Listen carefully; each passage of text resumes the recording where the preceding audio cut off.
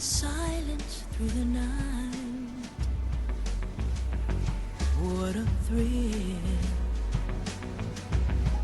I'm searching and I'll melt into you. What a fear in my heart, but you're so supreme. I give my life, not for honor, but for you. In my time, there'll be no one else. Crime, it's the way I fly to you. I'm still in a dream, snake eater. Someday you go through the rain, and someday you'll feed on a tree frog. It's ordeal, the trial to survive for the day we see new light. I give my life, not for honor, but for you. In my time, there'll be no one else. Crime, it's the way I fly to you. I'm still in a dream, snake eater.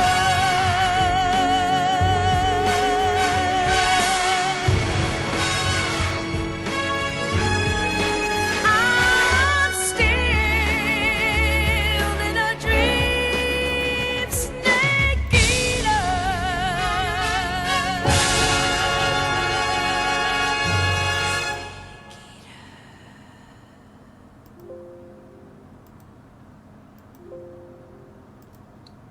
All right. Sorry, fellas, that was actually my fault. What's up, everybody? Welcome to this episode of the Ask an Enemy Playcast Metal Gear Solid 5 Spoiler Edition about the Phantom Pain. We've been wanting to do this for a long time, huh?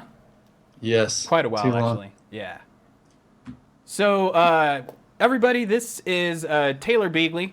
Kier, how do you pronounce the last name, dude? Miron? Myron. Myron, okay. There you go. Yeah.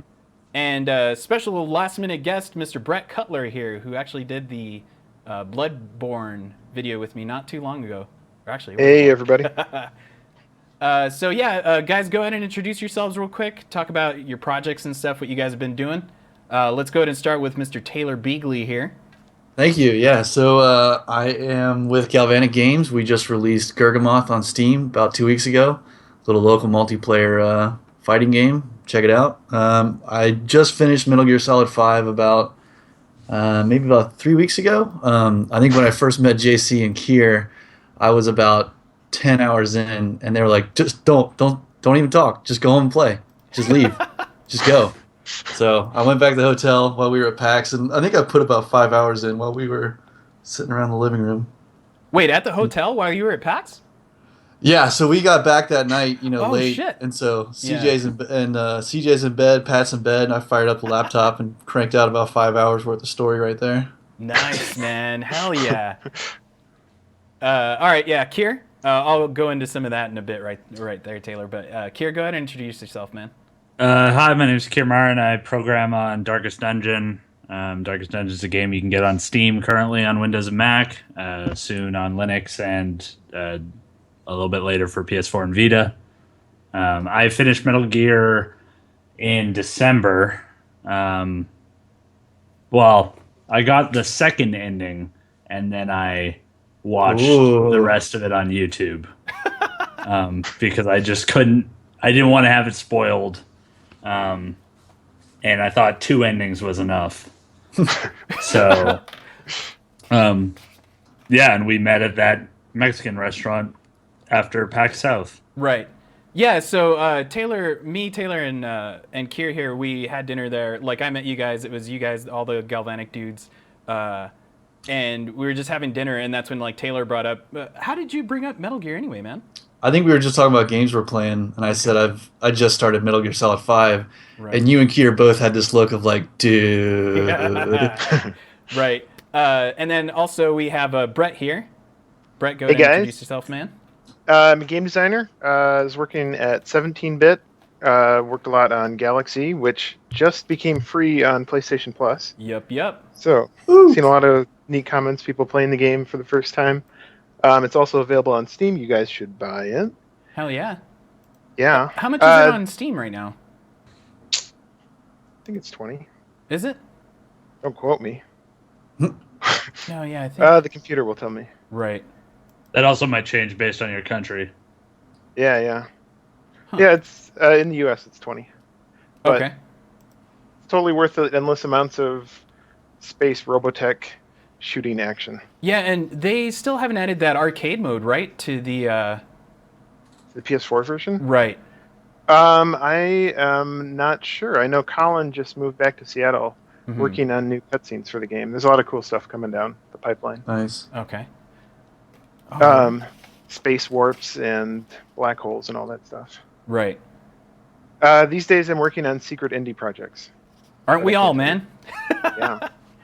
It's always weird when you talk to people, especially like when you go somewhere like GDC and they're asking you what you're working on, and like you have to be like, oh well, I can't announce this yet, or I can't talk about this yet, depending on obviously what project you're working on or whatever.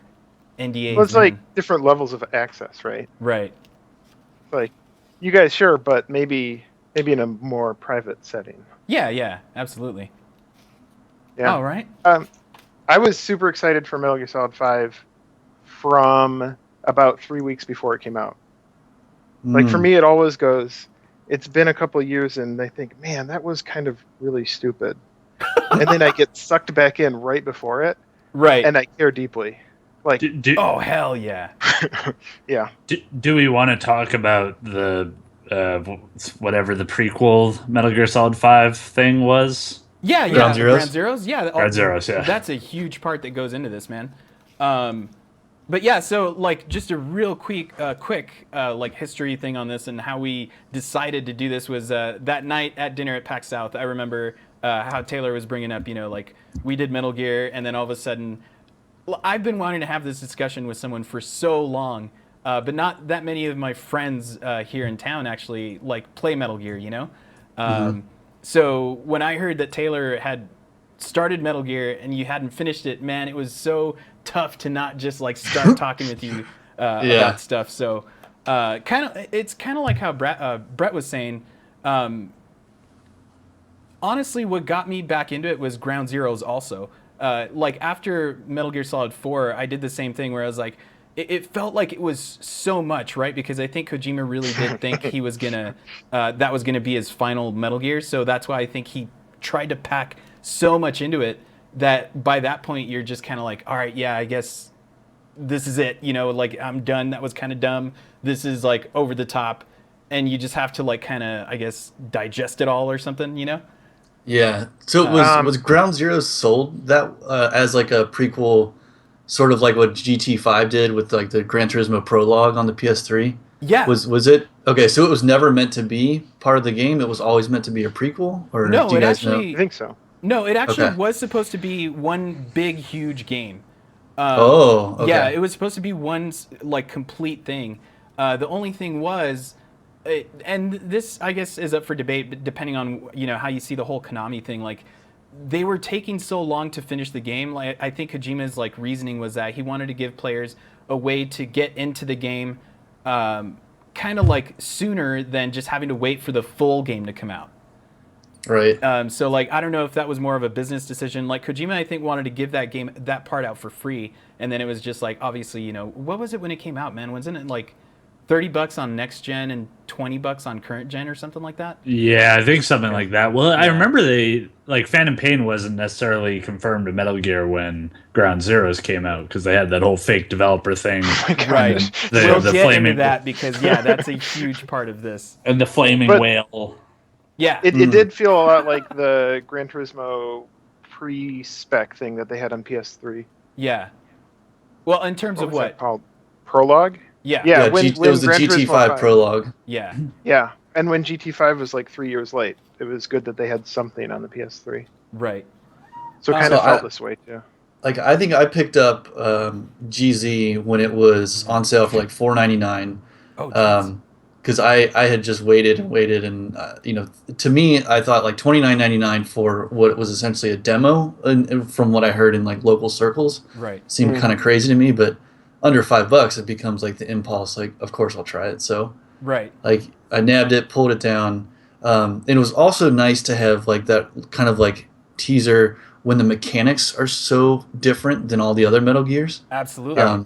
For the first time, this one played almost like almost like I didn't realize I wanted all the Metal Gears to play like.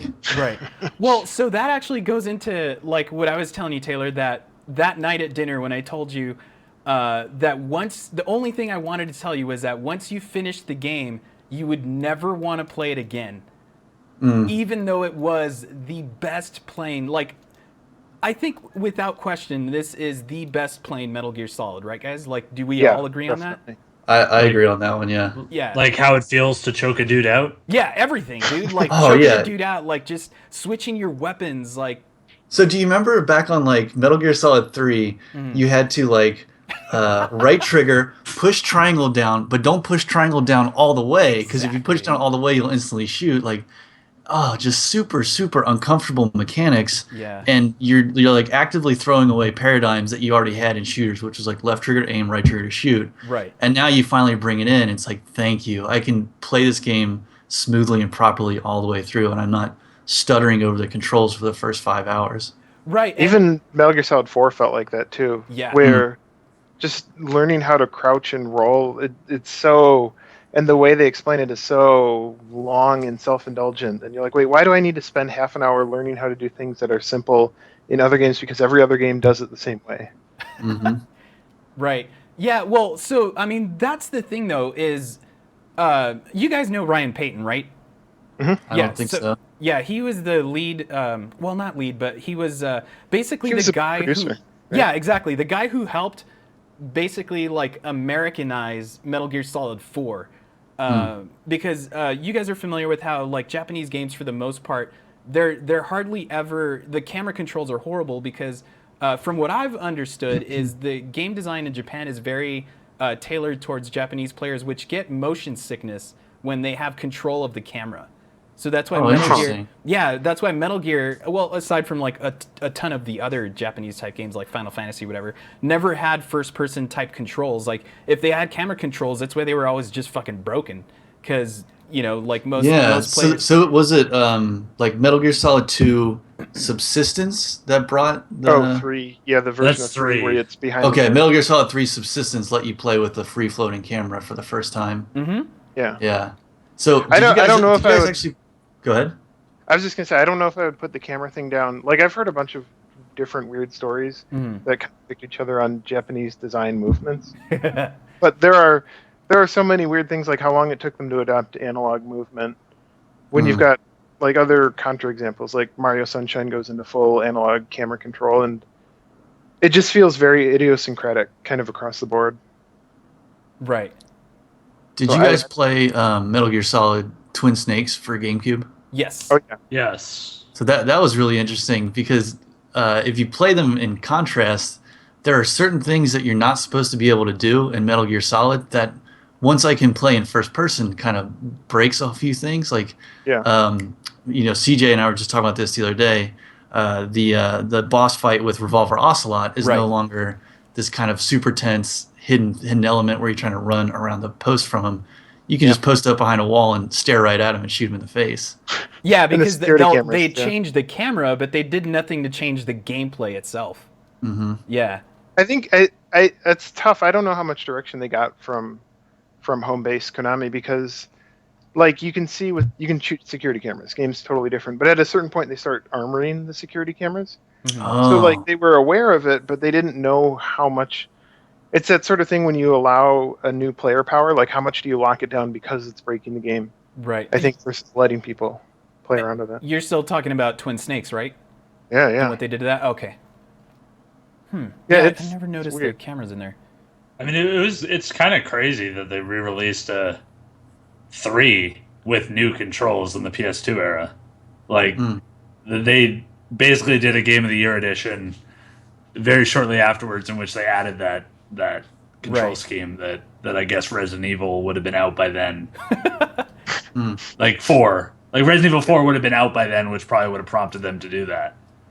Well, but Yeah. do you mean like in terms of like giving it an over-the-shoulder type camera, or just the idea that they changed the camera, period? Yeah, just that they changed the camera. Period. Okay. I could see them like Yeah. knowing that it was a problem, but not knowing whether to take that leap to fixing it. Because with 3, you've got all the foliage. It's a lot denser, and it becomes a lot harder to see what's going on. And you've got those big rooms. It's not indoors. You're like in a large clearing in a forest, and you have trouble knowing if there's a guy in front of you. So the game really Yeah. does. And It those really- textures, if you play them on like a modern TV, they get so muddy. It's all just like brown on brown. Yeah. And it's so hard to read where a bad guy is in the forest. Yeah. I could totally see them like knowing this isn't good enough, but do we want to jump to making it feel not like a Metal Gear? And then after the game's popular and everybody buys it, they're like, oh, it's a return to form. Right. They're like, okay, sure. Well, the camera was also still anchored around Snake, you know? So like there was no tilt to the camera. So it's not like if you came up to like a wall and you like say the wall was at the top of your head, right? And like you're trying to look over, like if you tilted the camera, it wasn't going to tilt to look above your head. It was just going to tilt down and it was looking straight at you. So They like, did have there's the no camera benefit to movement it. in Metal Gear Solid, though. Like, there's a couple of scripted areas where you lean against the wall and the camera pulls down. Oh, right. That's yeah. like- but yeah, yeah, that's like if you're kind of looking around corners and stuff like that. Yeah, totally. And a lot of people, I've noticed, like, I've been watching some playthroughs of, because I've been trying to jog my memory of all the little tiny details that happen here in the story or whatever, right? And there's a lot of people who don't remember that, like, when you stick to a wall, you don't even need to use the analog stick to kind of, like, shimmy along the sides. You can just use the left and right triggers to automatically what? move. Yeah, absolutely, man. Wow. Yeah, and then you can Yeah, click that- on the sticks, and that's how you kind of like peek over stuff. Wow. That's the thing, is those controls are so fucking crazy. Yeah. So while we're on the subject of cameras, though, Yeah. did you guys? What did you guys think of like the kind of? I've heard people describe it as like gamer vision, and it's the ability to tag an enemy and see it through Yeah. walls. That What was did you think of fucking that? Awesome. The first You liked time I it? saw that mechanic was Yeah. the first Far Cry. So that was like back in 2003, and Far Cry blew my mind. Mm-hmm. But it feels. Do we have another mechanic for doing open world stealth? Like that tagging system. You pull out your binoculars, you identify a base, and you're like, okay, I'm going to handle this. And if something goes wrong, you can kind of still know what's going on. It's like a The- real sturdy template. The recent Splinter Cell did some of that. Conviction But it- or Blacklist? Or actually, I think both of them, I think. did Both, that. yeah. Yeah. But it was more like you would just be able to see on top of them, but you could also see where they saw you. But like, did they change? Splinter Cell has always been that sort of room-to-room based design where it's like there's a room, there's 4 guys in it, they're on this patrol path, they're kind of disconnected from other rooms. And like open world stuff, you've got a camp with where you can kind of approach it from any direction. Mm-hmm. So they have that different problem of it can become a lot harder to keep track of where everybody is, which is where the It binoculars is a get- lot of data for you to be parsing if you can't track them in that Yeah, 3D yeah. space. And there's this kind of objectively, I look at it like, oh man, that's kind of weird that I'm able to do all this stuff. But subjectively, I'm like, it is so nice to be able to know where everybody is, and I can kind of sell it to myself in the same way that I can soak up, RPG to the face, huddle behind Yeah. a rock, and get better. And that if I just tell myself, like, I am the world's greatest super soldier, that's why I can do all this stuff. And you can kind of suspend your disbelief. Just go, yeah, that's fine, it's fine. I'm big boss. I can see through walls. Just have Yeah, fun well, with see, it. so that's kind of the thing, right? Is it's kind of like buying into the character in terms of like, The reason, so it like if people are saying that kind of breaks the design or it makes it too easy, I don't think it does. I think it just lends itself to Big Boss, like how you're saying, Taylor. Like you're able to sense that someone is there. You know what I mean? But in gameplay, like they have to give you some kind of mechanic to be able to do that. Like, because you've always had ridiculous radar powers anyway. Yeah. Right. Well, Right. what was it in 4? He had the danger sensor where like if you kind of drop down and lay down or whatever, you would see the vibration of like where enemies were, like footsteps and stuff. Yeah. Or the threat sensor or whatever it was called. And I think a lot of this is because a radar, like a top-down map, wouldn't work if you're doing it in a long distance in an open area, because Yep. the map can't really cover your sight range. Also, when you go back and play Metal Gear Solid, you'll spend 90% of that game staring at a 128 by 128 minimap. And it's so unfun compared to being able to just stare out into the countryside or into the villages or into a single room. Right. And I'm constantly watching my screen. I'm not watching a little minimap in the top right. Right. Like part of that modernization that goes along with the controls, it's like, okay, move HUD elements into the game so that you're actually looking at the game. and Yeah. stuff. Yeah, totally. And also the idea that, like, you know, when you're, well, this is kind of dumb, but did you guys use the companion app at all? No. No. It's awesome, dude. Like, I actually went out of the way to buy this, like, Nyko thing that you attach to your PlayStation controller. You can put your camera on it, your phone on it, and pull up the map. So you can have the map on your phone. And No way. Yeah, you can totally tag enemies and do all sorts of stuff. And instead of having to, you know, bring up the iDroid to bring up your map's already there. You just kind of like look down at it. I guess it's the same idea as if they would have put it on the screen, but you can do stuff with it more immediately than having to bring the map up. You know what I mean? Yeah. Yeah. I did love the immersion of having your iDroid being in real time. So if I'm in the shit and I press start, like stuff's still going on. I'm going to get shot in the face. Yeah. I think it was like Dead Space Tough when was you one of just the wanna first change games the I music. did that. Yeah, that's true. Yeah. Yeah, that was one of the few like pet peeves I had with the game, was just that there wasn't a way to listen to all those audio logs. Just play a new one I haven't heard and go to the next one, and like, Yeah. because I just like set it up and try and do something mundane while I was listening to that backstory in those logs, but there was no like convenient way to just like play a new one.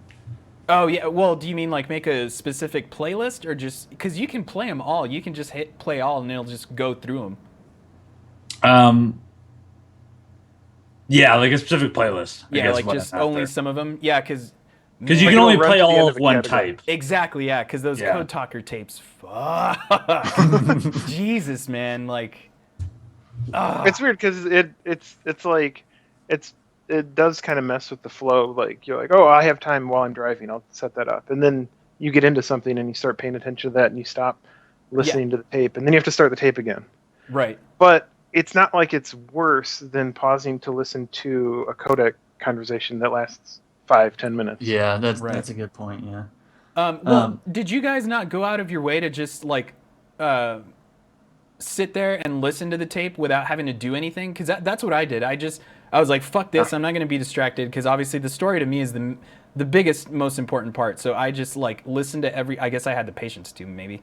I Listen usually to, did it back at the base. Yeah. Yeah, I got I would some sit in the nice- chopper and I would like go through my tech trees and like figure out what I need and just listen yeah. to any yellow tape I would clear through. Yeah. But Okay. at first I really enjoyed the tapes. I was like, oh, that's kind of a cool immersion. And then I started to hate white tapes and I only listened to yellow tapes. And then the more and more I listened to yellow tapes, I was like, this is really frustrating. Putting so much like critical story progression in a what could apparently be like an optional media. But after I finished the game, and we'll get into this later, it felt like, oh, okay, it's cheaper to just have the voice actor come in than to create cutscenes with motion capture and animators and riggers and everything. Right. I wonder if that's where these were born out of.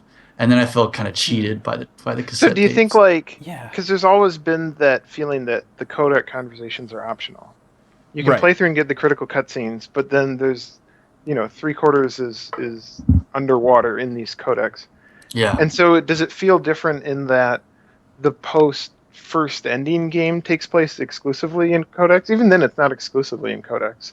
Well, I think the thing is, though, in this one in particular, in the Phantom Pain, like all if not well, most of the story is given through the tapes. You know what I mean? Where like, say for example, like Snake Eater, all the codecs were nothing but like fucking not mailing. What was her name? Paramedic, like Paramedic? talking about movies and stuff. You know. So like, Yeah.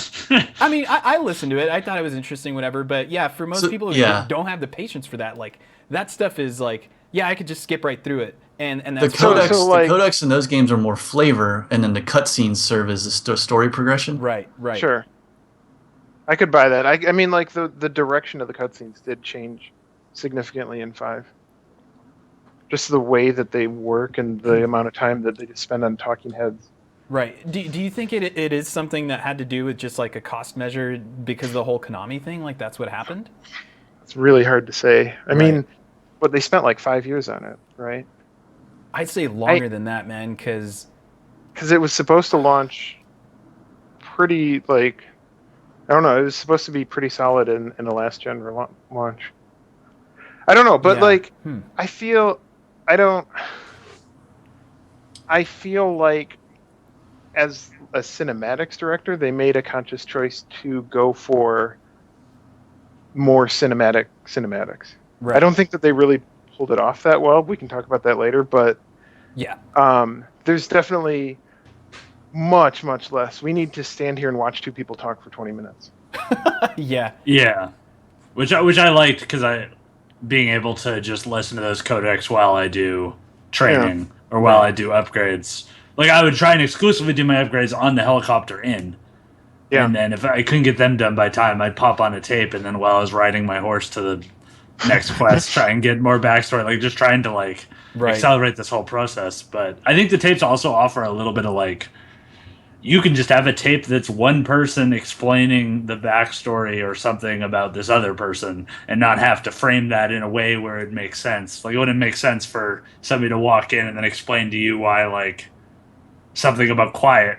You'd be a bit off-put, like, why are you telling me this? Like, why? Yeah. I'm trading here. Like, why do you? Well, it's actually super cool too that at least the tapes aren't that long. You know what I mean? They're just kind of like a minute. Except here, for a the minute truth there. tapes. The truth tapes are about 10 minutes on some of those. Oh yeah, but by that point, point, you would imagine you're invested, you know, and you're like, I want to know what the fuck is going on.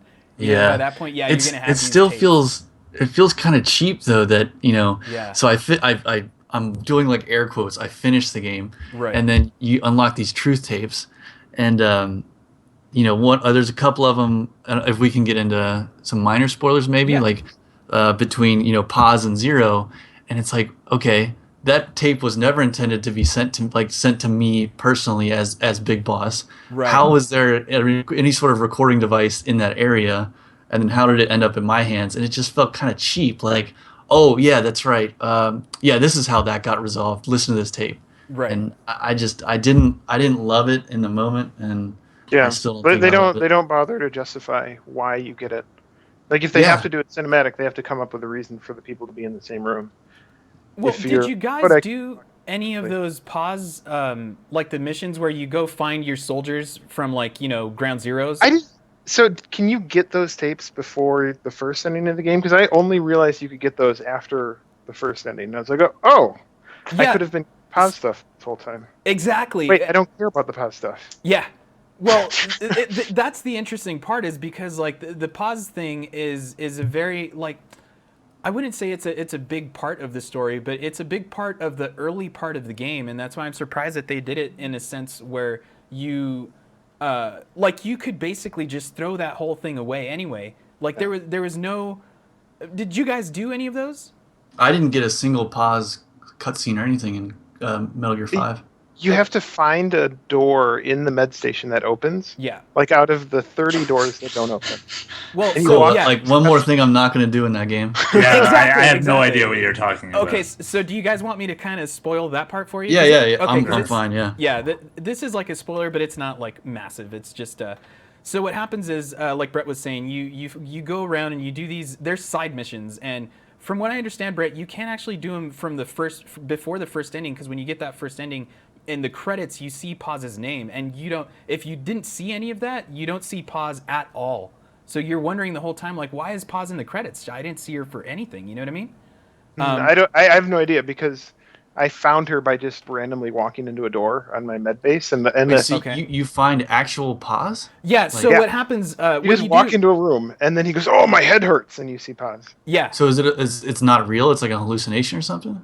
That's the thing. So what happens is there are these side missions that you have, and have you seen any of those, Taylor, where you go find one of your old guys from Ground Zeroes, and they're all like spazzing out, walking around or whatever? Have you seen those missions? Like extract the wandering mother base Yeah. soldiers. Those. Yeah. Okay. Did you do Yeah, any of those? I've done like one or two. Okay, so when you get those guys, you get pictures, and those pictures are used to try and like bring Paz's memories back. So how Brett was saying, you walk into this med bay and you just happen to walk into this door because you know that your mother base has all these bases that are just closed. You can't go in them. But you happen to go into the med bay and you go into this one section, and if you go into that building, you'll find Paz, and Miller and Ocelot will come out, and they're like, "Yeah, we found Paz in the water, and like her memory's all jacked up." Yeah. And then so you're like, "Well, let me see." So you give her these pictures, and it spawns these memories. And if you haven't played Peace Walker, all of those pictures are from Peace Walker. Interesting. Yeah, they're just like parts of her diary or whatever, and it shows her like with Kaz like singing a song or whatever. And you go through all these memories. I think it's like 9 or 10 total pictures. Once you finish all those pictures, you realize that it was just his imagination. Like he imagined Paz at the base, because if you go out of the building, that same building that she's supposed to be in, there's no way that you could get into the building she's in from the outside. If that makes sense. Yeah, like if you walk around the building, you go in through that door, that would be the room. But if you see the cutscene and the way it's edited, and I think this is intentional because it's supposed to play with the idea of him being messed up in the head, you go around, like you go into a hallway, go into a door, and then there's the room where Paz is at. You mean it doesn't Okay. physically fit inside of the outside of the building? Exactly. Yeah. Yeah. I can see that. And she's the one that blows up at the end of Yeah. Ground Zeroes. Right. No, it kind of. I read it as like an extra textual rewriting of the end of Ground Zeroes. That people are like, really? That's how you're going to end Ground Zeroes? Because they directly talk about it. He goes, "Didn't you have a bomb in your?" And she says, "No, Right. didn't." What? Yeah. Okay. You remember the ending to Ground Yeah. Zeroes, right, Taylor? Where Right, she yeah, jumps yeah. out, blows up, whatever. Totally. Obviously, yeah, that's the whole thing. So the way they show it with Paz is that she jumps out of the helicopter, but she's not the one who blew up. The helicopter that's next to you shot a rocket to the ship. I mean, to your helicopter. That's what hit the helicopter, and you start spinning out of control. So she never technically blew up, but So is that explained in 5? in, Like via If it's true or not, it's explained in a way that's like, yeah, maybe this is true. Maybe we're just saying that was Right. stupid. It's like the worst kind of I woke up and it was a dream. yeah, it's so fucking weird. Huh. But going on the idea of Big Boss not being able to see things or correctly or whatever, did you guys get that one mission? You're on a mission, I think, in Africa, and then you get this one mission that introduces you to the FOB missions. Yeah, they're like, boss, you got to come back. And Yeah. Yeah. So what did you guys do during that? Like, did you go back and do that mission while you were on that other mission, or did you just focus on the mission you were on? Yeah, I went back to base. Okay. Yeah, I thought it forced me to go back. Maybe I'm wrong. No, yeah, you can completely ignore it because those FOB missions are supposed to happen continuously, and your Right. My base is thinking supposed was, to oh, we're self-handle it. tutorializing how this works. Yeah. Type of thing. So if you do that, like one of the things, and this goes into the idea of how like I don't feel this game like delivered on certain aspects. I feel like when you go back and do that mission, it was super interesting because at that point you're still not aware of who you are. You know what I mean? Like what the story is going to play out as. So like you still have this idea that Big Boss is being fucked with in the head. So like you go around trying to take over this base, or someone's trying to take over your base. Yeah, you're trying to murder the invaders. Yeah, and Yeah, they the describe invader it as happens to be Big Boss. Wait, what? Yeah, the other player that's trying to take over your Oh, base is I Big get it. Boss. Oh, what? So that's where that whole like thing comes in of like, what the hell is going on? I just thought that was online play. No, well, it's like a one-on-one. So, like, you're playing someone else, but it's your team against that one other person. But that one other Right. player is Big Boss. So if JC invades my FOB, he is Big Boss invading my mother base. Right. Yeah. Right? Yeah. Uh, And then Right, so from they give my the guy my a point of view, mosquito you're code Big name. Boss also invading my base. interesting. What were you saying, call Brent? it- Sorry. I'm trying to like the way that they is that a post Post revelation? Yeah, where they talk about who actually attacked your base. No, that's in the first half. Or yeah. But it's a little bit tongue in cheek. Like they don't come out and say it, is what Right. right? Yeah. Yeah. Right. Yeah. Like you No, I mean, never. they call him mosquito by codename when he's attacking your base, right? Right. Like yeah, they don't say, "Hey, Big Boss is invading our base" or whatever. They just call him by whatever random name they give him or whatever. And unless you actually confront him, you never know who the guy was. Your team just takes him out, I think, if I'm not mistaken. Crazy. I Okay. can't remember, but anyway, that It was. says that if was Venom Snake interrogates Mosquito, he'll ask Snake if he's Big Boss and if he recognizes him. Oh, what? really. Well, that says Mosquito will ask Snake if he. There's too many prepositions in the sentence. The other thing with that also is when you go back to Mother Base, did you guys do any of those kind of dumb missions where you're just going around shooting targets on your Oh, I different did all bases? those. Okay, so Dedication. doing that also made me think it was weird that you were going around shooting all these different like targets, and it made me think, holy shit, it would be awesome if you really are ending up just shooting your actual men, and you're thinking they're targets. You know what I mean?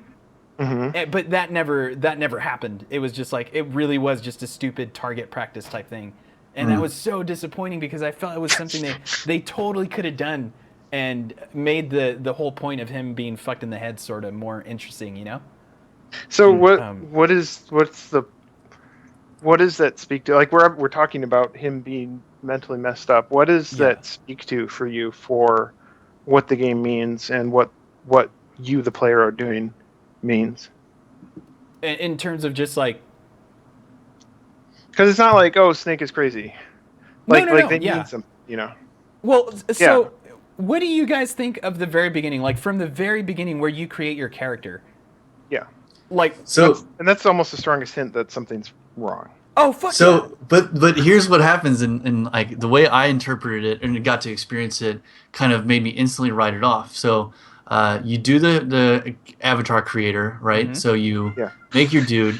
You look in the mirror and you don't see the dude you make. Correct? You see Big Boss. Right. And so I Then- played for a bit, and then after I played, I quit the game and I'm just exploring, and I go to Metal Gear Online, and I see that the guy I made in like 20 minutes ago is my character in Metal Gear Online. So I went, oh, that's kind of weird that they made me do that as part of the main story, not just as part of Metal Gear Online. So from that moment on, never thought of it again. I was like, oh, okay, weird, done.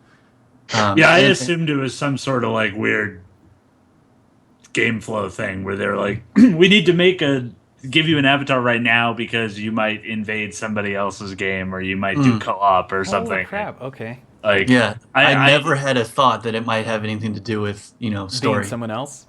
Yep, never even crossed my mind. Okay. What about you, Brett? I mean, I definitely was there and thinking of that big imposter story at that moment, and I was looking for more details to sell it. Right. And in the next 10, 20, 30 hours, I saw very little of it, which was like it started coming back when you start wrapping things up with Skullface, when he starts talking about, we are just the same. Right. So they do a really good job, in my opinion, of leaving you question, did I just do, like in the first hour you see, so the first hour to me might be like the most Metal Gear of like all the Metal Gears. Like it's super fantastical. There's like magical realism. Right. I have to question, did this actually happen or did I just like imagine it?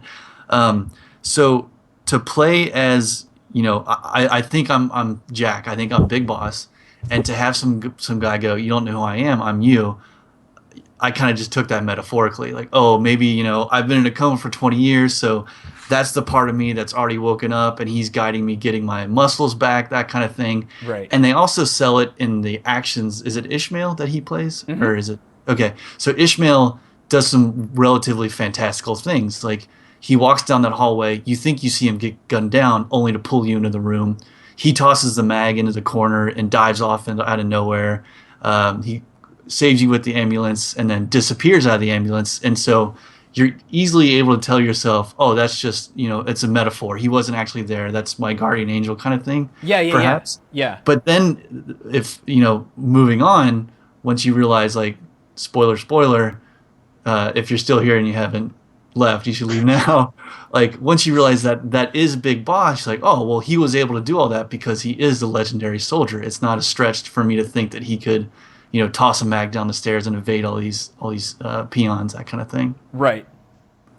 So, But go ahead, Brett. like, so what this imposter thing does for the game is there's a lot about how the player identifies with Snake, which has always been a huge theme in Metal Gear, especially in Metal Gear Solid 2.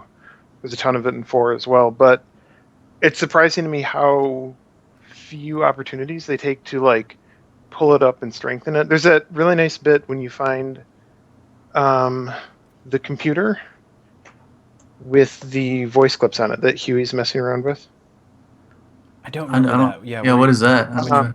The computer with the boss's voice on it. Oh, right, okay. It's like that callback to... Oh, the AI pod.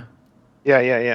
Yeah, and when you first walk in, she's like, who is that? That's not you, or something like that, right? Yeah. Well, and that makes a lot...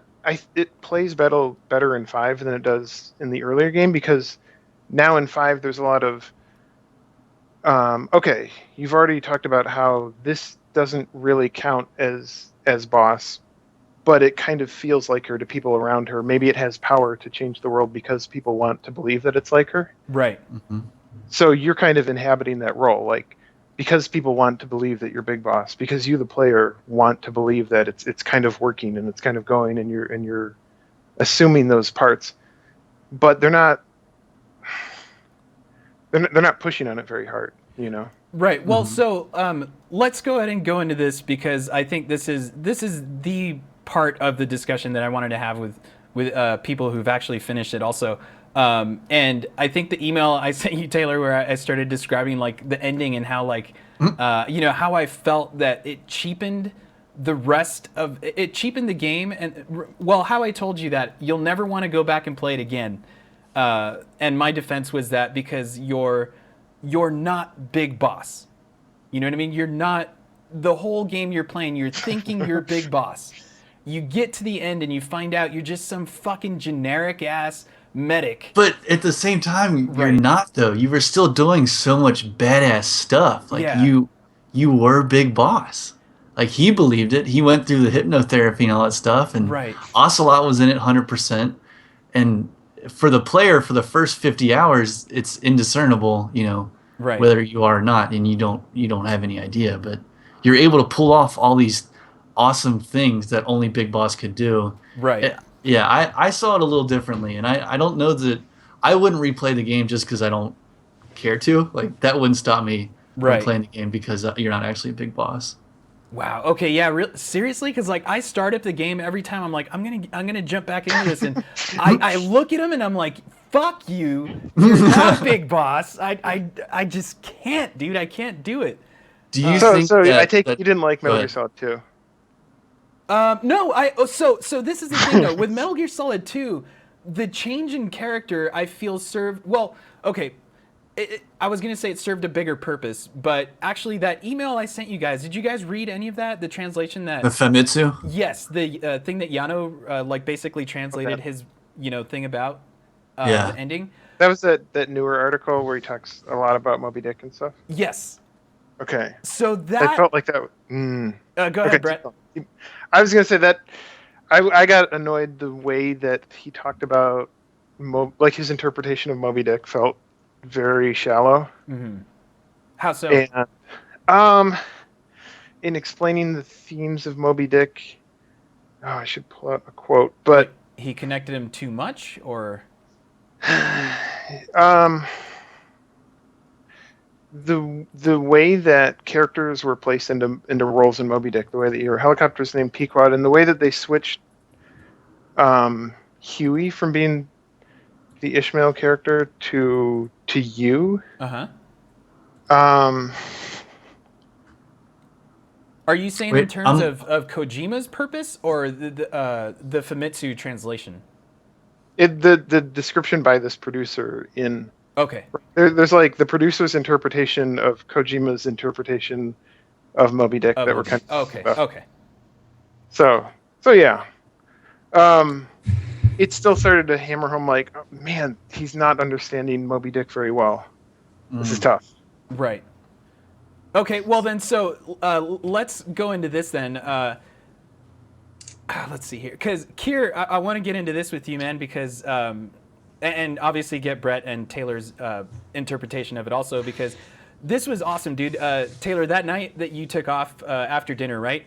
The second you took off, I looked at Kier and I was like, all right, man. So Taylor's gone. Let's talk about this. Yeah. A long time ago, Kojima posted a tweet about saying that he was gonna try and do something with Metal Gear Solid 5. That if he did not pull off, he would have to just quit the games like industry. Like if he did not pull this one thing off, he was just gonna have to quit. It's over. Like he shouldn't even be making games because his points are just pointless, right? So that led to me thinking, once I beat the game, once the game was done, like I finished all the stories and everything, it felt empty. Like it felt unfinished. It felt wrong. And then I was like, and then you add in the whole idea of the Konami story, right? Where like, Kojima's gonna quit after Metal Gear Solid 5, and like Konami's being this total like Orwellian or whatever like type company, right? They just want to control everything or whatever. It's like, holy shit! I wonder if what he's trying to do is make this all super fucking meta and like make the whole company thing be fake. Because obviously, Kier brought this up. Remember the Moby Dick thing? Moby Dick Studios, when they first revealed Phantom Pain, was like a big fucking ruse. Like it wasn't even supposed to be.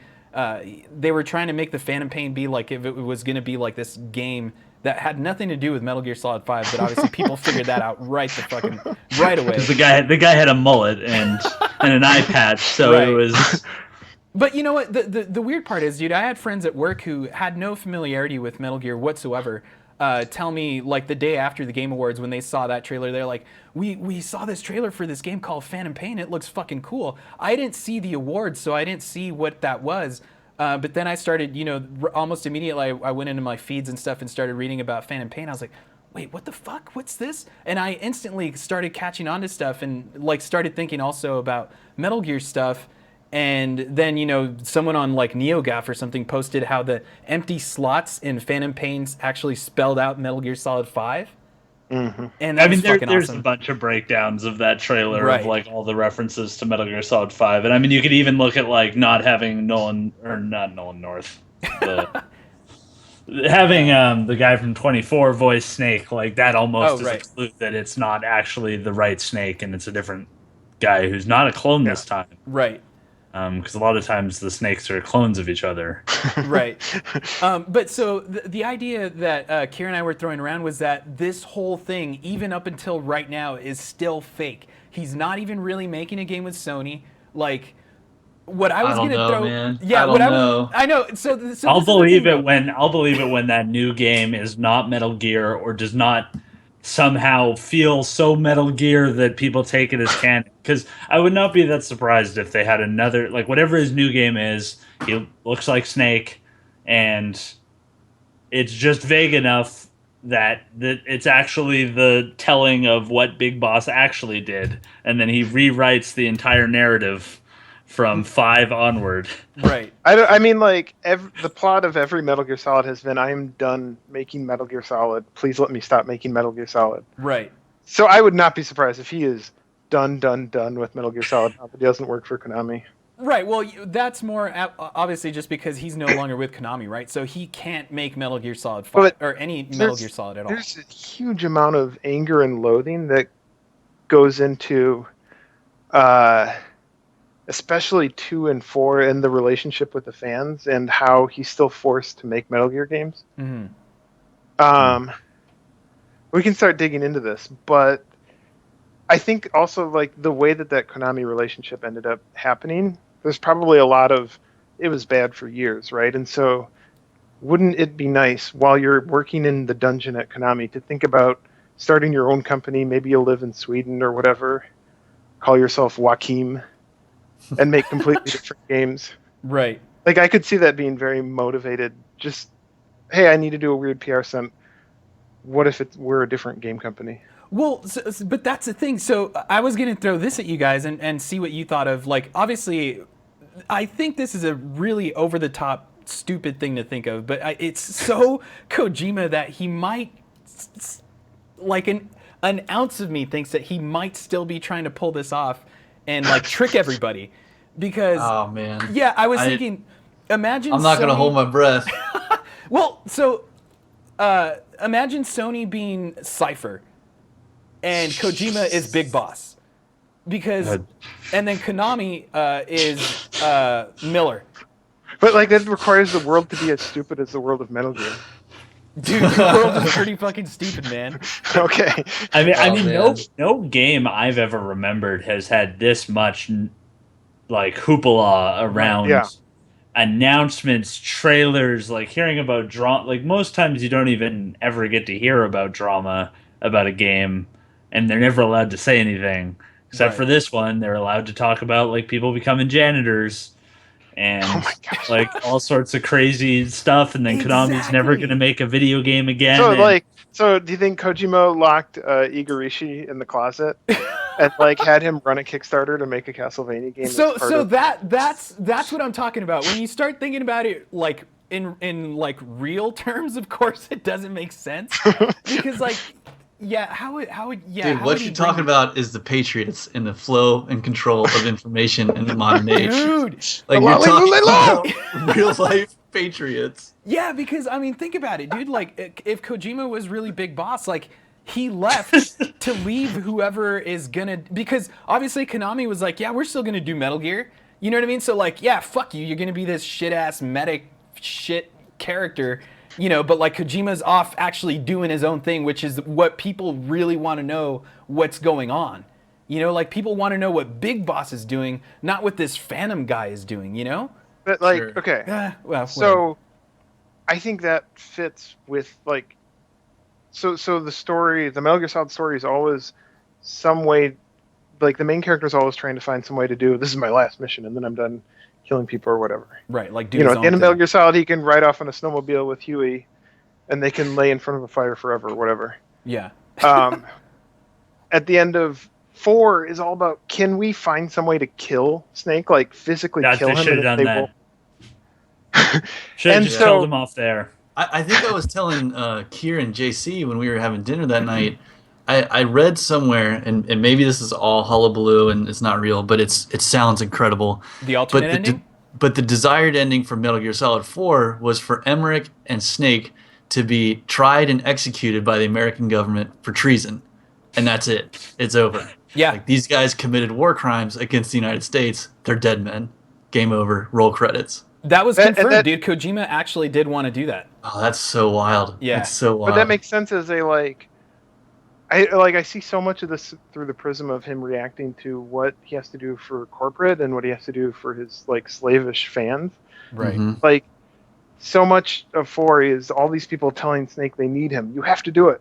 Come on, Snake, you can do it. And they won't let him smoke or anything. He's not allowed to die peacefully. Right. Mm. And so in the end, just kill him. Stop paying attention to him. Makes a lot of sense. I mean, he couldn't even take his own life at the end of that game, could he? But like I think it's mature that he doesn't die, because in the end the final statement is, okay, look, doom and gloom, sure, but seriously, go outside, look at the sun, smell flowers, live your stupid life. It's not worth obsessing over this. So if we kind of look at the game, like JC, you're looking at it like very holistic and like the kind of the game, and then the game outside of the game, which is like us talking about it, Konami stuff. Mm-hmm. But if we kind of just look at the game that Konami sold us, like if you had never heard of it, you installed it and you played it, did you like it? Like, did you feel that it was unfinished? Well, in terms, I think we went over this at the beginning. The gameplay is fucking solid. Like the game itself is awesome. Like I want to play more of it.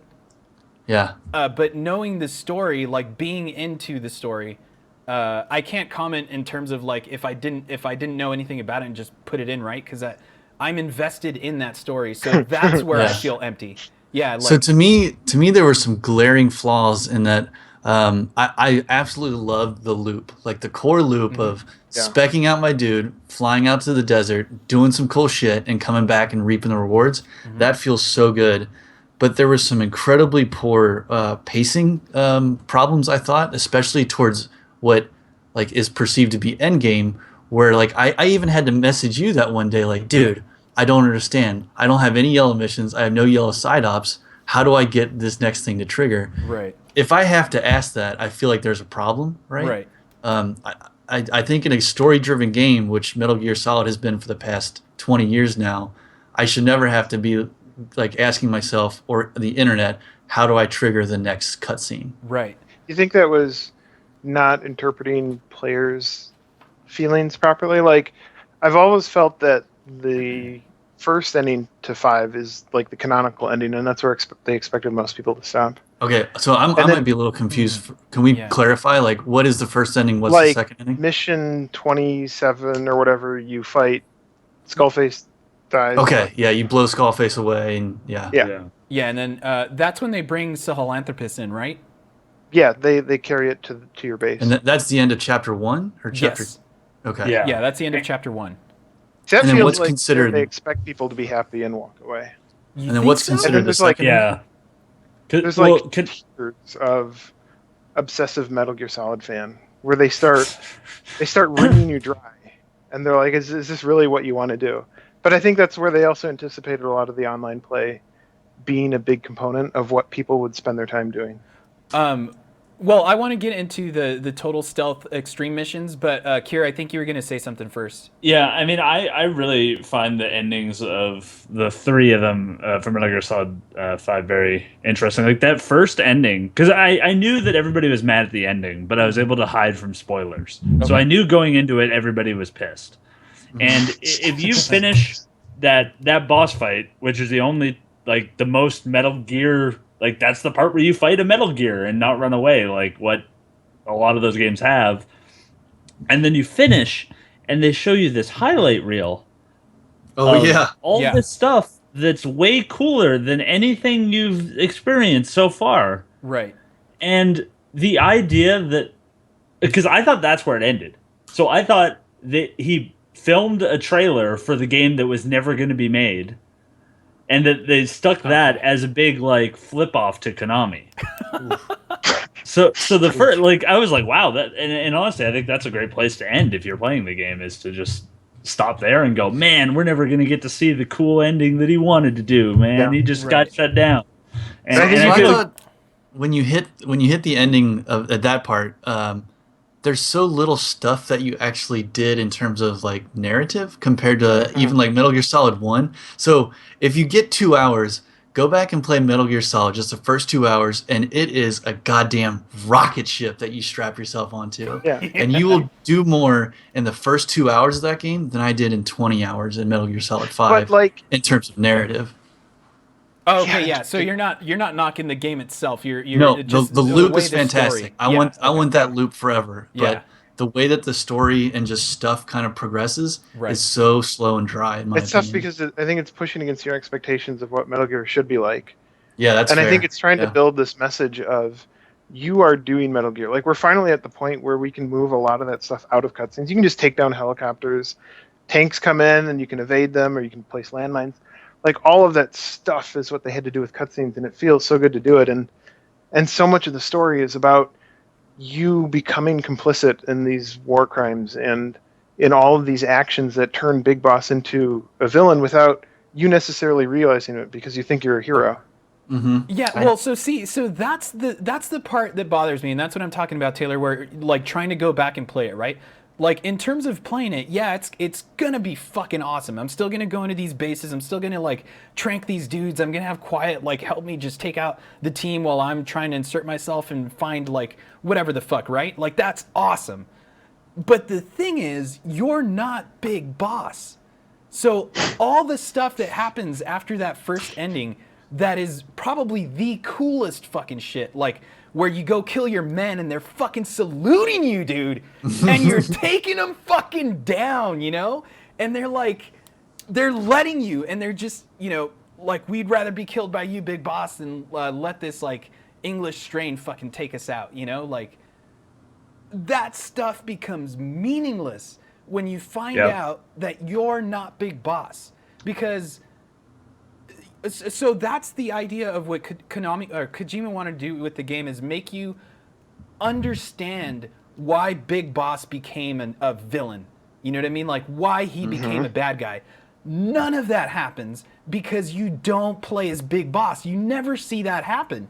You see this guy do a bunch of fucking jacked up stuff, and you see Miller be an asshole, and Ocelot's probably the only fucking cool dude, and he's a fucking spy. You know, like, he's a triple agent the whole time. And on the second ending, where you kill all your own men, right? I thought that was great, because that was like, to all the new fans, that the most engaging thing is gathering these people and building this base and managing a roster of people that you've hand ballooned back to base. We're just gonna kill them all off. Like, you should have stopped. Like, the second ending makes you feel like you're throwing away all that hard work that you did, right? Getting all these people. Yeah, and then, so I thought that was interesting too. And the third ending being like, well, you're here for the story. Well, guess what? Like, why are you here too? Like, it's like a which breakup. one's technically the third ending?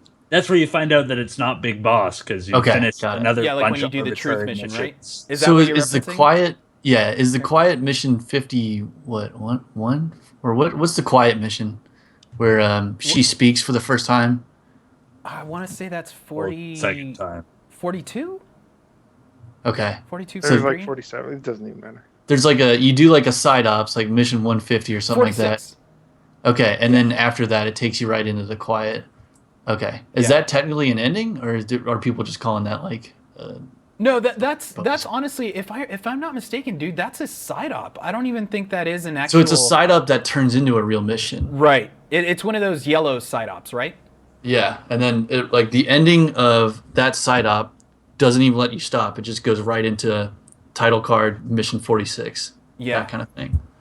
Okay. Yeah. So that actually goes into how I was telling you about the total stealth and those extreme missions where you go into the mission and you don't have any like weapons before, right? It's all Snake Eater style. So did you guys? What's up? It's all procure on site, Snake. Yeah, dude. What I took from that, and this is where I was telling you, Taylor, that I think this is complete fucking bullshit, but it makes sense. Like, those missions are fucking hard, dude.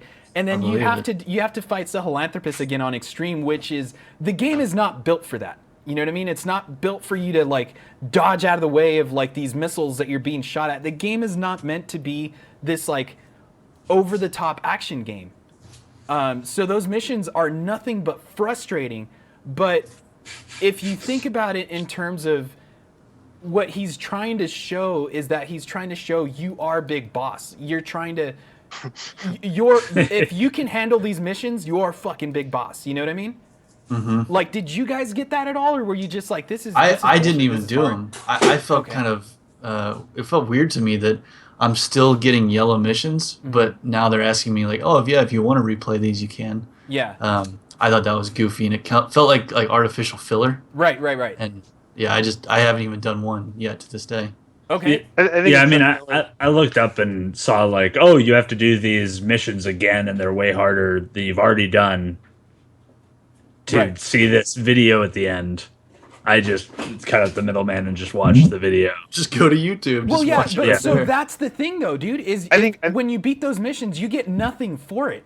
Like, aside from you personally, again, if you don't get that from it, then it's just a personal thing, I guess. Because I got that from it, where like you beat this mission, it's really hard, that to me means, okay, this character is actually worthy of the name Big Boss, even though he's not Big Boss. But like, that's what I was telling Taylor. I was like, don't bother with those if you don't want to play him, dude, because you don't get anything from him. You don't get a cutscene. You don't get a fucking tape. Like, there's nothing that you get that's valuable from those hard missions.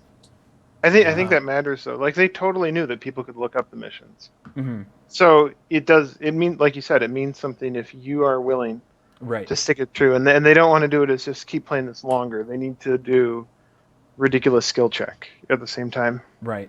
Because part of the lesson is, I think it is kind of pointless to do it. We're going to give you a disappointing answer.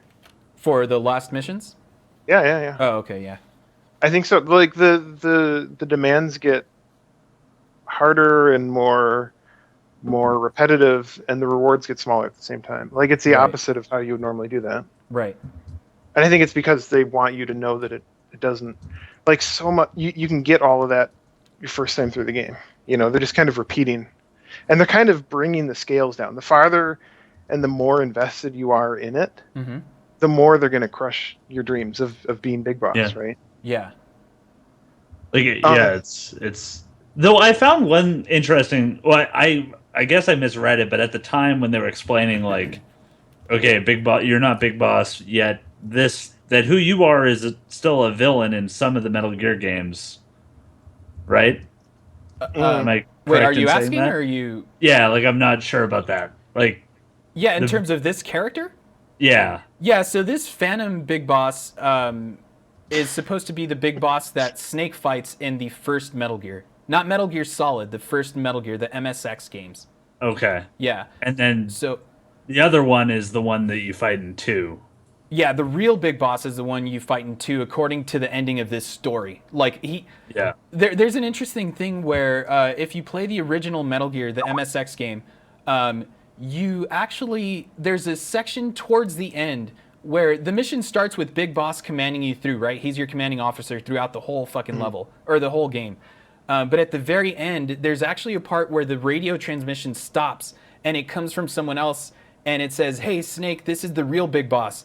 The Big Boss you've been talking to is not real. I'm going to warn you of this," or whatever. And that's what lets Snake know not to go into this particular room. I don't remember the exact details. And that's never explained. That's Metal Gear 1 or Metal Gear 2? No, Metal Gear No, that's 1. like that's Okay. like Yeah, NES Metal Gear. Yeah. Right. Yeah. Like, yeah, And then that's MSX, like the NES. big story hook for that game too. Right. Like you're- And that whoever that person is never explained, but it conveniently helps Kojima fit this Phantom into Metal Gear 1 because the Phantom is the guy who's leading you the whole way through, and then real Big Boss is the one who's trying to distract you in that last part to get you to be killed or whatever, and then the transmission comes back and it's like Big Boss, the Phantom, saying, "Hey, who are you talking to?" And Snake's like, "I was talking to you. Who are you talking to?" And it's this weird. You guys should check that out if you have a chance, because it's super weird to like make that connection. Sorry, go ahead. To the Metal Gear 1, we were talking about the Operation Intrude and Right. 313, right? Is the back of the tape in the very end of Metal Gear 5. I read some people suggested that it's a flash forward because when the camera pans, your Diamond Dogs emblem turns into Outer Heaven with the snake and a skull, and then there's bullets going, or there's guns being fired and stuff, and people are suggesting that is Phantom Boss hearing Solid Snake come to kill him, and that's this kind of rage coming out when he shatters the mirror, right? Right. Did any of you guys read it like that?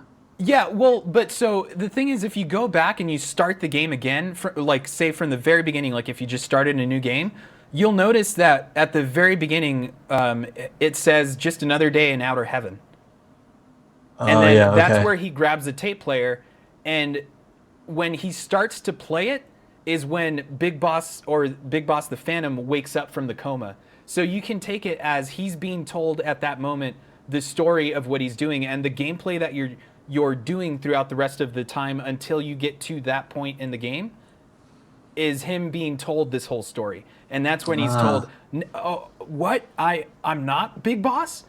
And so I don't That think that also maps really well onto the player's experience. You start the Right. game, and you assume by being given audio visual stimuli, you assume the role of Big Boss, right.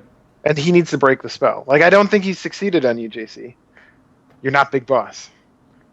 That's disappointing, man. But Super... like I think bringing it to the character is supposed to bring you the personal revelation right. in that same way, and like by being a quiet disappointment, you're supposed to gain acceptance of that. Well, But it's very yeah. hard. Yeah, it's very hard to get people to take that leap. Yeah. So that's I guess we could actually close on that because I think that's what I wanted to get into the most was that Taylor, how much time do you have? I got about 5 minutes if that's cool. Okay, yeah, absolutely. We could either just go through this or just go ahead and let Taylor go. It's up to you guys. It's just one last thought I want to have in terms of the translation. That is what gave me closure to the ending and not feeling so bad about it because it just totally made sense. And I wanted to know if you guys thought this also. I have time. Okay. So if you want to take your time and Taylor wants to leave, I'm fine with that. Yeah, I'll let you guys take it. I'm gonna hop offline. I'll let you guys finish up your thoughts. Okay. Thanks so much for having me, guys. It was a pleasure. Yeah. Hey, no problem, Taylor. Thank you, man. Adios, boys. Peace out. Yeah, so what I wanted to say was that, you know, how I felt the whole game when you find out that Big Boss isn't Big Boss or whatever, was super just like, they don't even go into Gray Fox, they don't go into Solidus, they leave out a lot of, there's still a lot of questions that are not answered, right? But the thing is, after reading this translation that Famitsu put out, it absolutely makes sense. And it's so weird that, like, the whole time you know that the phantom pain means, you know, having pain for this thing that you want to, you know, you want to relieve, but there's no way for you to do it because, you know, you're missing your arm. That's it. There's nothing you can do. You can replace it with a bionic arm and be able to, like, fucking, you know, bionic commando shit and stuff, but that you're not going to get your arm back. You know what I'm saying? I can't. When I figured out that you could call lightning from the sky, it's so awesome. Right? So yeah, like, you know, again, going back to the gameplay, dude, the game itself is fucking awesome, but the story itself is just where it just leaves itself completely fucking empty. But I think that is actually what Kojima wanted, because I'll just read this last part real quick on the translation where he says, V, in terms of Venom Snake, liberates Snake from the bonds of fate, and by passing the baton off to the player who was previously bound to Snake, they can bring the legend full circle. So this parting of ways should not become some phantom pain, but an empty space that, by remaining unfilled, serves as motivation for the player to move forward. You know what I mean? Like, the ending is meant to make you feel empty because Big Boss also feels empty. And this is where I kind of like came to terms with the thing about how Kojima said that if he didn't pull this off, that he should just stop making games. Because I think he really did do that. Like, some people might argue that it's just like, no, that's bullshit. Like, the game still feels unfinished.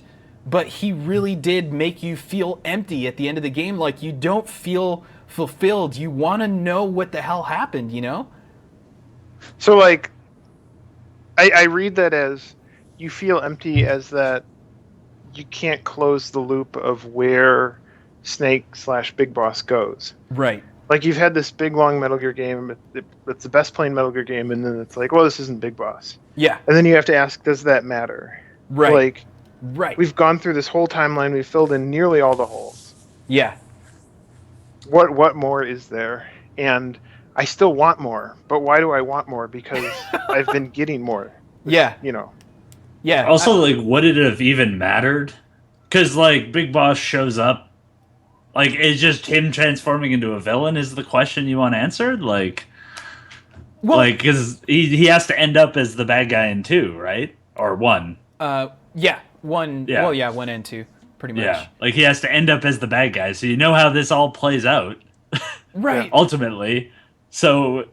But I think, well, yeah, so I don't know, Kira. I mean, that's the thing is I think the reason it makes you feel empty is because you feel betrayed And that's kind of the theme with at least Big Boss, like Naked Snake, right? Is that he's always fucking being betrayed. Like there's always someone stabbing him in the back at the end of every fucking game. Like, you know, he tries to do something good, but then it's like, oh no, we actually planned for you to just do what we wanted you to do. Well, this whole and it's time. always about like the futility of accomplishing good through violence.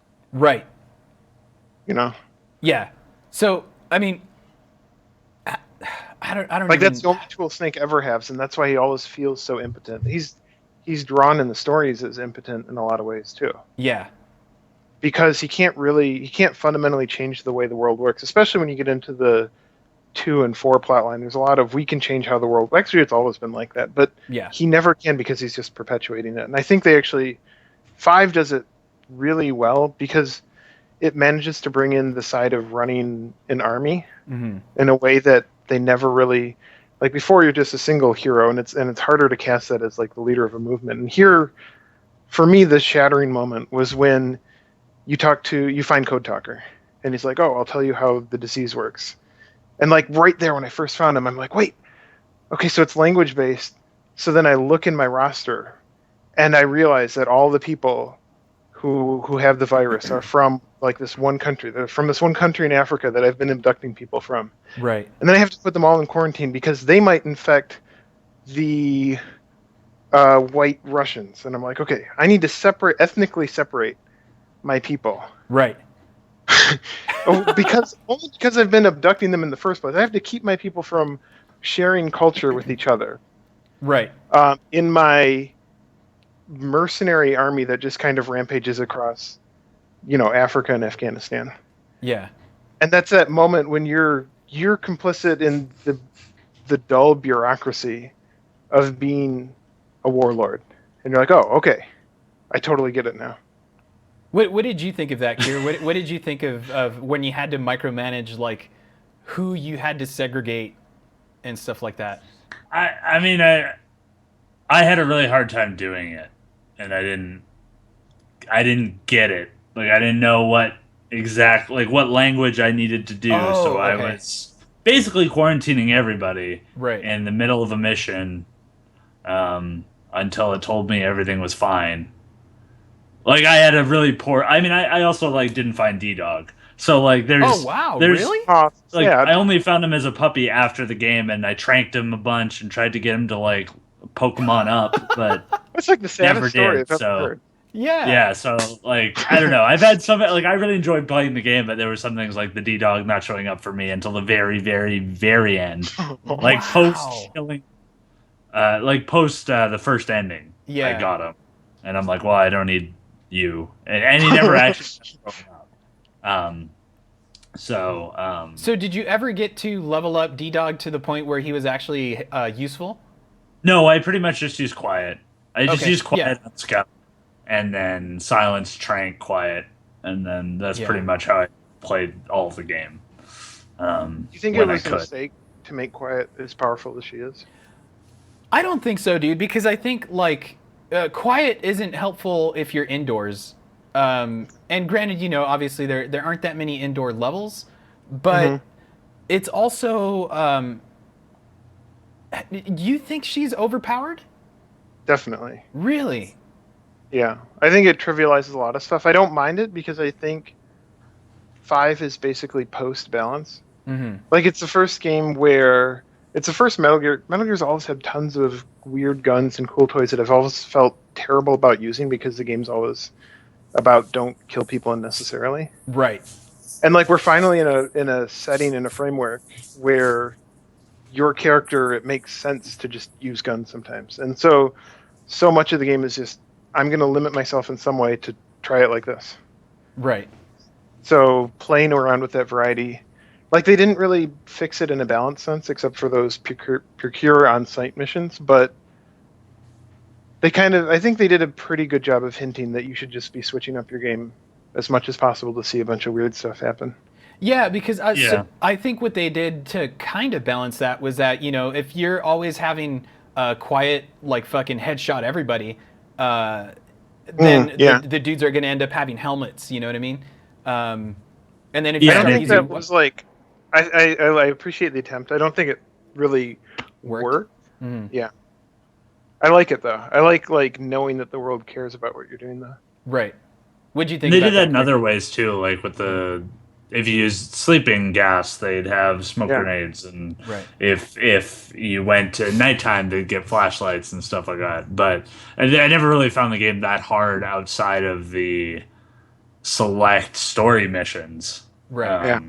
So it was never really like a huge issue for me. Even with the helmets, like if you shoot them in the mouth, that accomplishes the headshot, and I felt good enough with the controls that I could do that, or even grab them and have Quiet shoot him in the head while I'm holding it.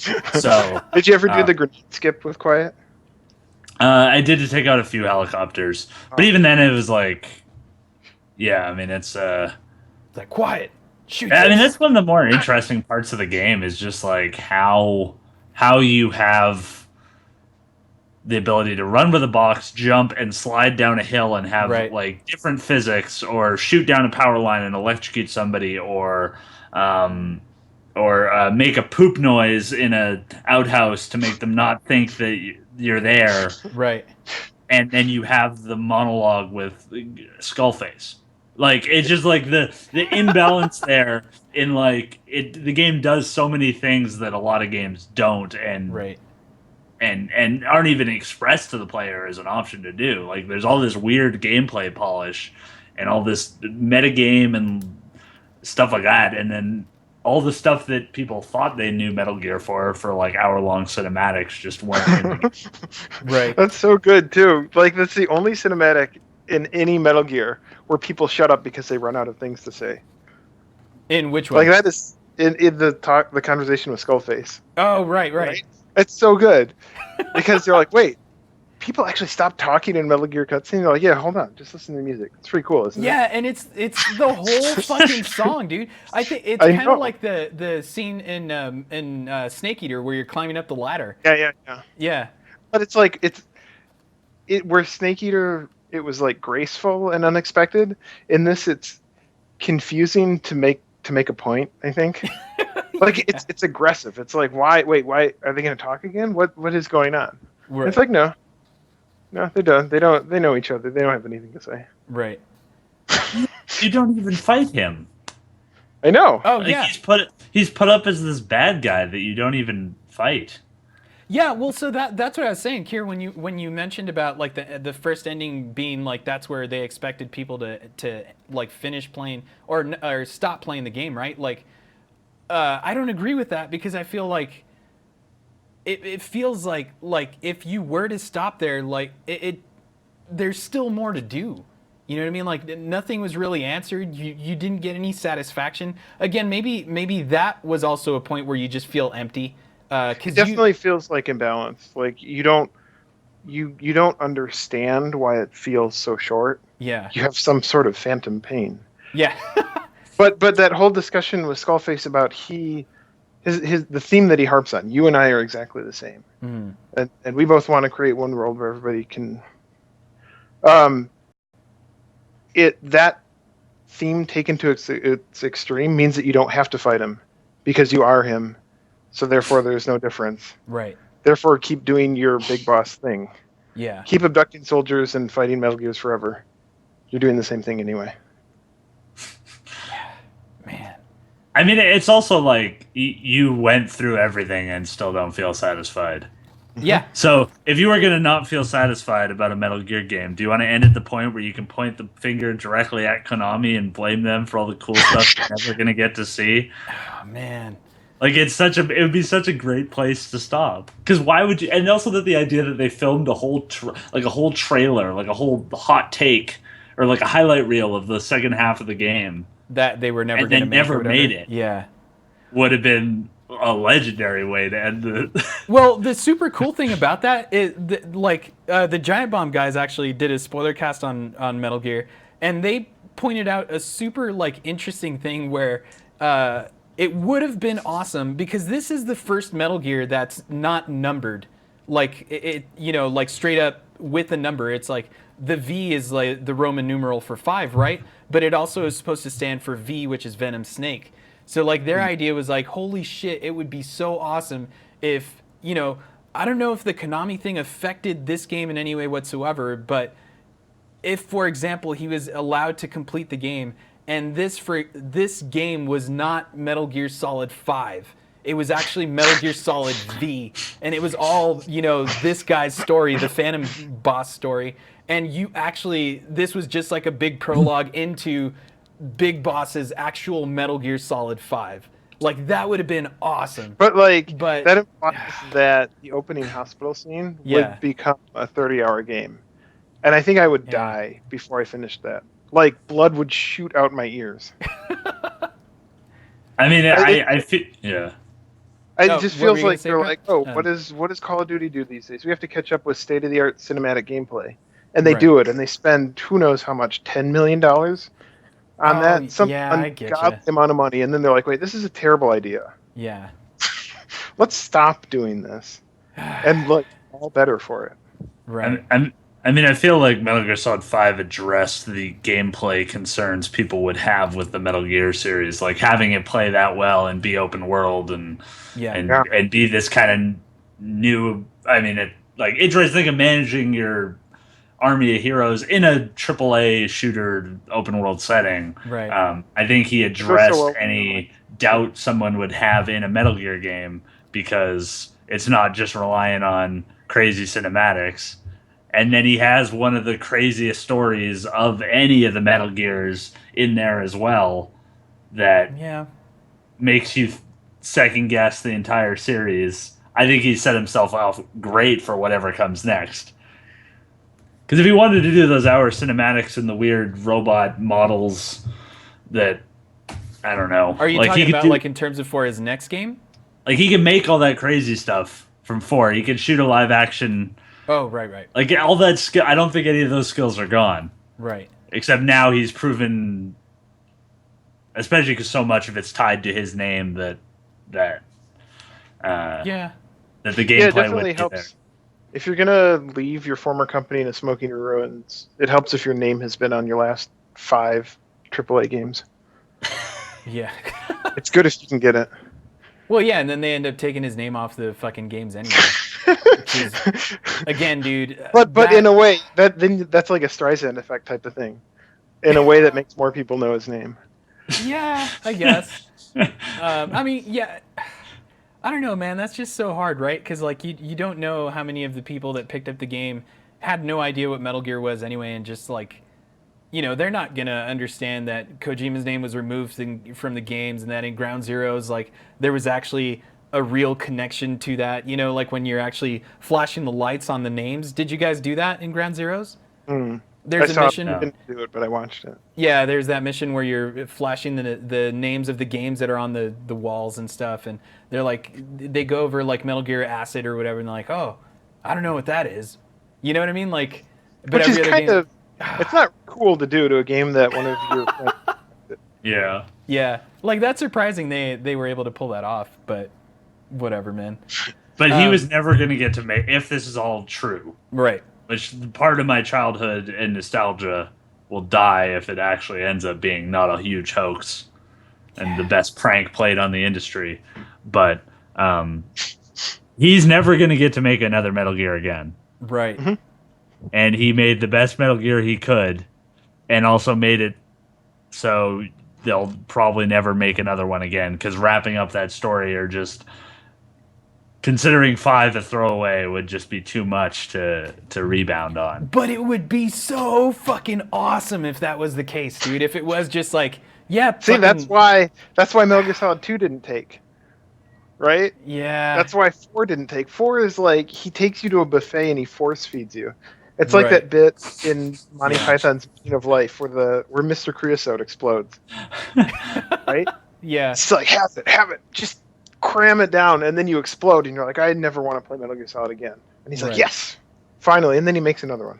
Right. And he fucking makes you care about it, too.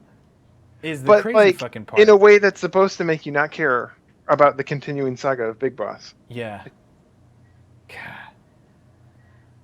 Oh well. Are you guys gonna go back at all and do any of the? Have you guys even touched any of the online stuff at all? I played a little bit of the online, but the lobbies aren't the best. but I had PC some or? fun. No, on PS4. Okay. I was running around and trying to abduct people because you get 2 points for, or no, you get all their points if you abduct them, Yeah. but you get 1 point for a kill. I don't know. It seemed cool, but I don't know. Yeah, I because felt they're actually releasing like DLC for the multiplayer stuff, and they're actually going to bring in Quiet as a playable character too. See, but I think that, like, if you have any sort of post-launch plans, it's not good to lose your director and, like, probably Yeah, I don't know, man. Well, yeah, the fact a bunch of the games is designed to be played for, long-term DLC, and there's, like, a lot of free-to-play, like, a lot of Clash of Clans style mechanics and the FOB stuff. yeah, Like, I think a lot of smart, like, looking at what people are doing to make a game that people play for years. And then, we're not here to work on the game anymore. right. Kind of screws the plans. All right, man. Well, is there anything else you guys wanted to bring up about Metal Gear? Any of the story stuff, or? one cause I don't think this is actually the case, but the idea that the big boss and the fake big boss are just these constructs created to prepare Snake for an even greater foe. Wait, I what like was the that, idea dude? You that- broke up a little there.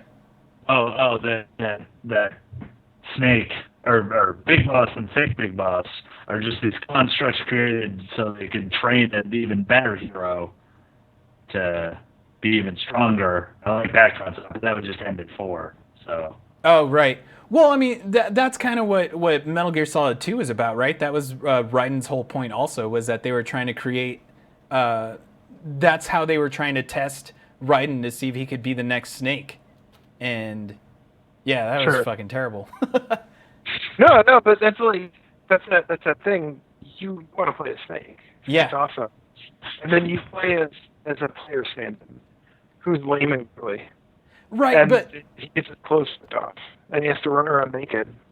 Yeah. But he's still a hero. He saves the day. But at least from the very beginning, like, you know what you're in for. You know what I mean? It's like, it wasn't like you got to play as Snake throughout the whole game, and then you find out at the end, oh, you played as this fucking character that's, oh man, dude. Almost like you gotta stop this kind. Jeez. Yeah, it's just that I don't know, man. I really don't know if that's what he meant to do with the whole thing about, if he didn't pull this off, that he would not make games anymore. If this empty feeling is what he went for, then okay, he accomplished it.